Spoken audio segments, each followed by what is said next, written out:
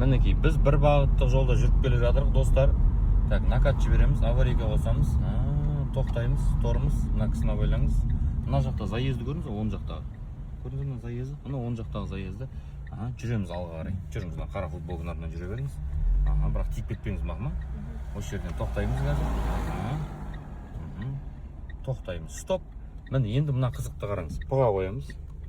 Бағана қазір ғана мына жерде заезд тұрды, біз соны өтіп кеттік. Бірақ сол жерге қонаққа келдік. Мына үйге қонаққа келдік мысалға. Енді сол жаққа қалай барамыз? Өтіп кеттік қой біз қазір ғана. Қалай барамыз енді сол жаққа? Бір бағытты жолда тұрмыз, есіңізге сала кетейін. Бағана өзіңіз знақты көріп келдіңіз жеріне, односторондағы. Енді біз қалай барамыз осы бір бағытты жолда? Мына үйге қалай кіреміз? Бүйтіп теріс қарай разворот алып жүруге болады ма? Болмайды екен. Олай істесеңіз не болады екен бізде Қазақстанда? Лишение прав екен. Қанша уақытқа лишение екен комментарийға біздің оқырмандар жазып кетсін. Оқушымыз видеоны өшіргеннен кейін айтып қанша уақытқа лишение екен. Енді қалай барамыз онда?